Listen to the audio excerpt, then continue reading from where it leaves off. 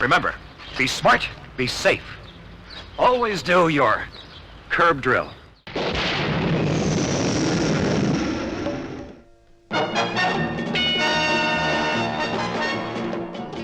One of the two dark brown blazers McGowan wore throughout the series, and yes, they were dark brown, were retained by dresser Jimmy Miller. Peter Jones purchased the blazer with the broken piping. Sometime later, the blazer was sold on and eventually found its way to Carlton ITC, who then cut it up into pieces to be sold as trading cards. At the last count, I think either lapel's worth. The cape worn by Sheila in A, B and C is now owned by the Prop Gallery, unless they've cut it up. Although Portmeirion acts as the surreal backdrop to lots of the outdoor scenes, most of The Prisoner was actually shot at MGM's Borehamwood Studios in England. All of the indoor scenes and quite a few outdoor shots were in or around these studios, and you'll recognise scenes from A, B and C.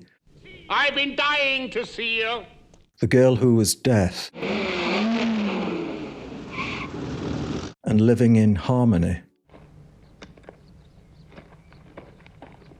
all having some part of the MGM studio lot as backdrops.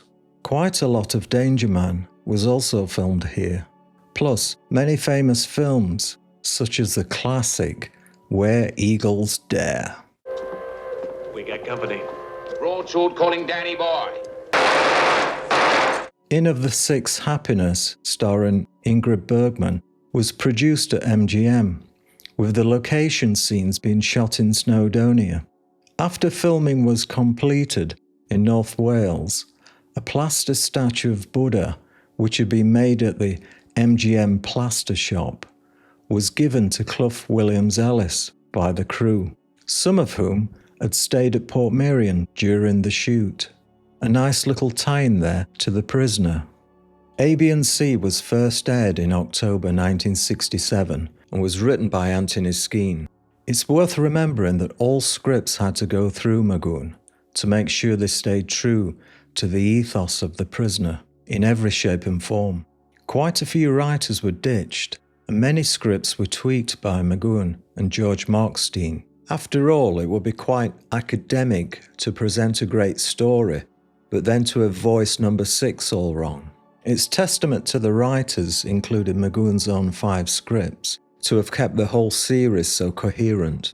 Skene would also write Many Happy Returns, a quite chilling episode, devoid of dialogue for the first 20 minutes. Had this influenced Stanley Kubrick with his 1968 classic, 2001? Although audiences had already been exposed to the possibilities of brainwashing with films such as The Manchurian Candidate, A, B and C presents a more dangerous attempt, via drugs, to expose why number 6 resigned, or, more importantly, to find out if he'd sold out to the other side. As our new number 2 is shown to be in a much more exasperated and desperate state than his first appearance in The General. He also introduces himself as number 2, rather than the new number 2. Who are you? I am number 2. That aside, Colin Gordon gives a steady performance as one of the more unlikable number 2s. I know it's important, sir. He's no ordinary person, sir, but if I had a free hand... There is also the possibility that this number 2 knew number 6 outside of the village, and that's why he's given 2 chances to break our protagonist. Colin also somewhat struggled with McGowan's intense working style, but the tension translated brilliantly on screen, enhancing the adversarial dynamic between their characters. Come sit down. I'm not tired. I slept well. Good. We don't seem to have seen a lot of each other. I haven't seen very much of you. For anyone who's seen the excellent film Inception with Leonardo DiCaprio, Here I come. Here I come. you'll remember the brilliant premise of infiltrating one's dreams to influence one's thoughts when awake. The film takes this to an even deeper level, presenting the notion of influence in a dream within a dream, or something like that. They feel real while we're in them, right? It's only when we wake up that we realize something was actually strange. Anyway, if we remember the prisoner is actually allegorical, then A, B, and C presents a really interesting challenge for the viewer, a real head-scratcher. Into pictures. The village and all the characters are allegorical. The village is a construct of the mind, and we imprison ourselves through our thoughts. We are now imagining an infiltration of our thoughts via our dream state, harnessing past acquaintances, both friendly and hostile, to extract our deepest desires, however innocent or deviant. The ultimate goal of this self-imposed mental infiltration is the question, why did you resign? Or, why did you open your mental cage and choose enlightenment?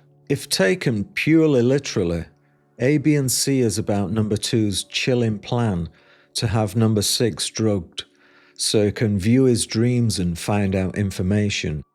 Number 14, the experiment must come forward. Impossible. I need all of them people. The working title of this episode was A Play in 3 Acts. It begins with the never-determined number 2, a rather nervy administrator, desperate to pry secrets from number 6 and teetering on the brink of failure. Unlike some of his more assured predecessors, this number 2 is plagued by insecurity, evidenced in his sycophantic phone calls with his superior, whom he addresses as Sir, with all the terror of a man awaiting his next tax bill. Sir. Yes, sir, within 2 days you have my word. Yes, sir, I realize my future's at stake. 2 days, I guarantee. His penchant for drinking milk is clearly a comfort food. McGowan's portrayal here, as always, is razor sharp. Number 6 remains his usual unyielding, a man who can endure physical confinement, but recoils at mental manipulation. His resistance is less about mere defiance and more about the preservation of autonomy, a principle McGowan cherished both on and off screen. The key to this episode's plot is an audacious experiment. Number 2 enlists the help of number 14, a scientific operative known as the Scientist, played by Sheila Allen. This brainchild of yours had better work, for your sake. Allen's character is a clinical, calculating, and just a touch reluctant, as though even she knows she's meddling with forces beyond comprehension. How very single-minded. He's not conventional. I sometimes think he's not human.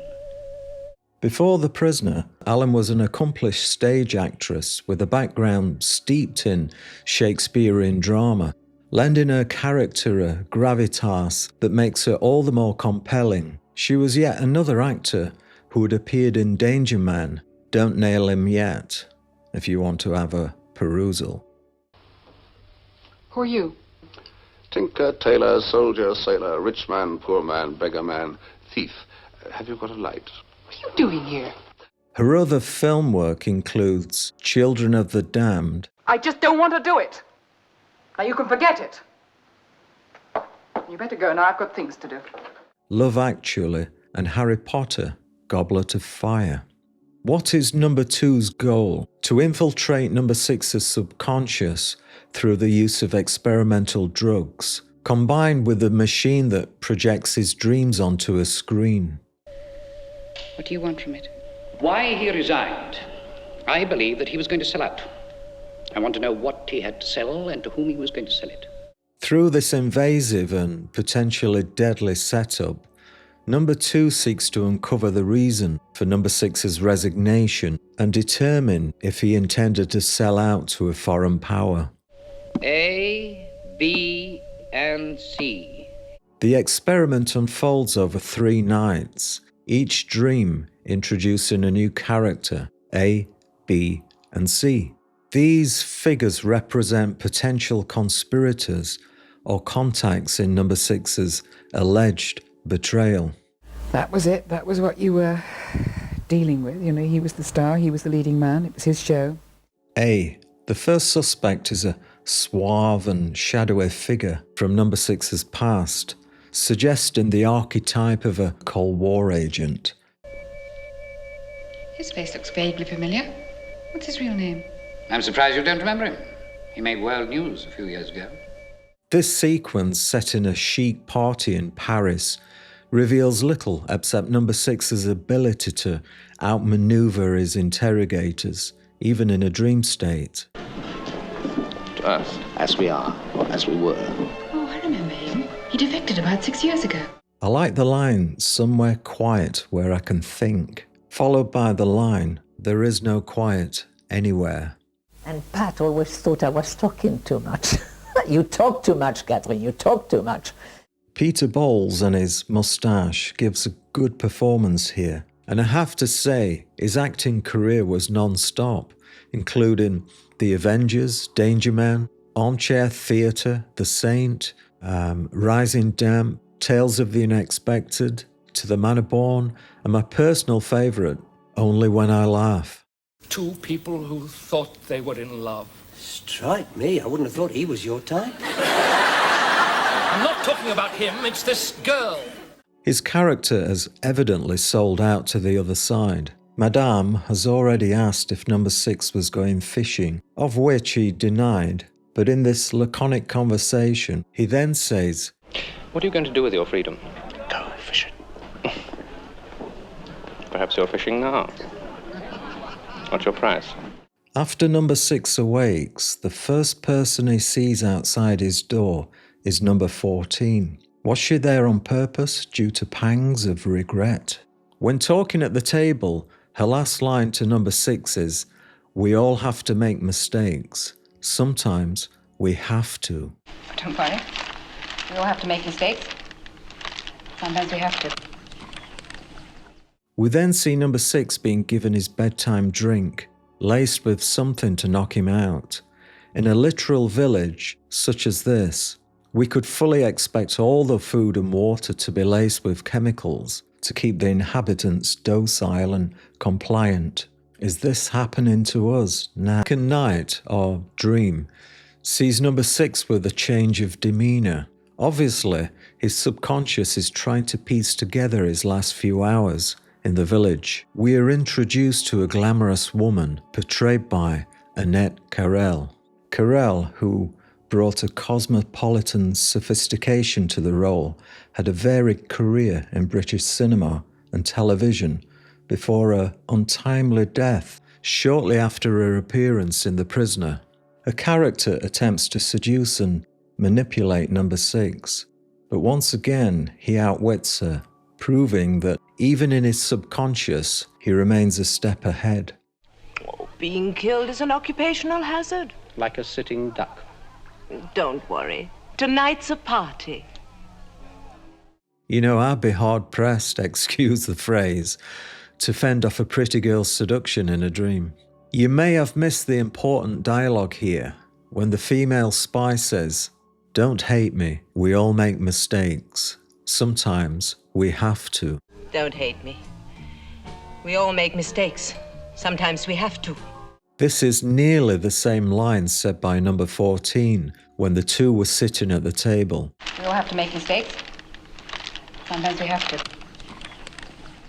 Number 6's dream state now definitely knows he's being manipulated. Didn't he ever get tired? Be seeing you. Number 6 then follows number 14 to a secret laboratory, and after a bit of stealth, he finds out how they've been drugging him, and then orchestrates his dream, watering down his dosage to expose the machinations of his captors. After once again being drugged, this time from the water tap, they couldn't, could they? Number 6 now enters his dream with a more cocky, self-assured state, complete with swirling far-out camera angles. There was no restriction whatsoever. It was a very rich one, very Very good. Patrick made a very good job of that. The climax of the experiment comes with the introduction of C, a mysterious figure whose identity number 2 is desperate to uncover. I'm going to stop it. No. It's our last chances now, never. Your head. It's interesting that the lady number 6 meets is a later number 2. And did you spot the guests in the background, all behaving like carefree kids playing games? Watch him for me, will you, darling? He's the last sane man in the world. Number 6 then bets on himself, number 6, for a key to a one-way journey. It's here in the background where we see part of that much famous MGM set. How will I know him? He will know you.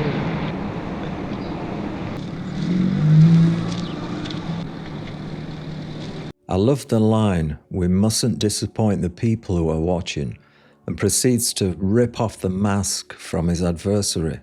We mustn't disappoint them, the people who are watching. The scene in Fallout at the end of the series will echo this scene, but severely disappointed some prisoner fans who were expecting a Bond villain. Is there ever going to be a conclusion to that? That was the conclusion, what you saw. That's why it's still confusing. In a sardonic and sweet twist for the viewer, number 6 turns the tables, revealing that he's not merely a passive participant in their experiment. I knew, of course. Now, show them. See? As number 2 looks totally distraught and beaten, we see number 14's expression of almost joy, certainly satisfaction, seeing number 6's triumph. No, he succeeded. Double thing, sort of unconscious flirtation with him, although I was supposed to be on the other side. And that wasn't difficult at all, because he's a very attractive man.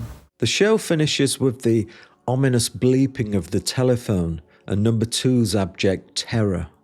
Anthony Skene really created a stunning piece of work here.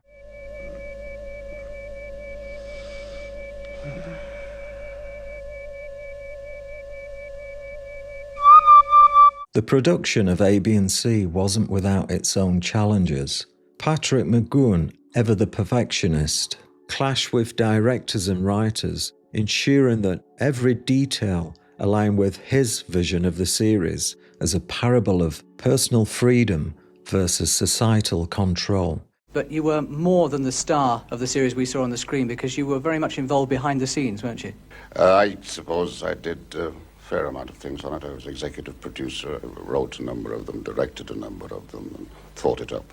Director Pat Jackson helmed this episode, bringing a brisk pace and a flair for visual storytelling. Additionally, the dream sequences were groundbreaking for the time, using surreal imagery and non-linear editing to convey the fluidity of the subconscious, a precursor to modern depictions of dreamscapes in cinema.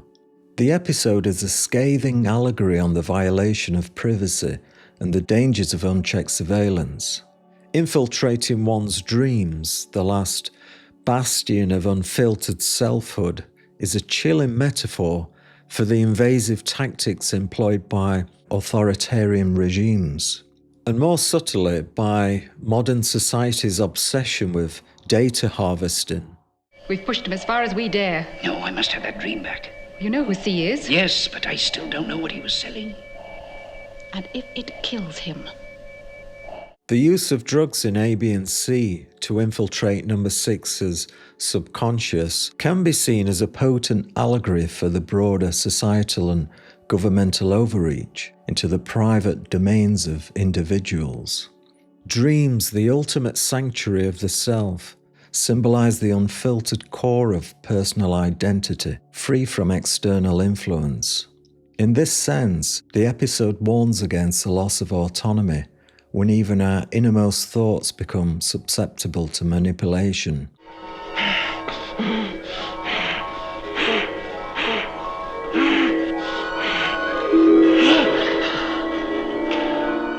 This concept mirrors real-world fears of surveillance and control.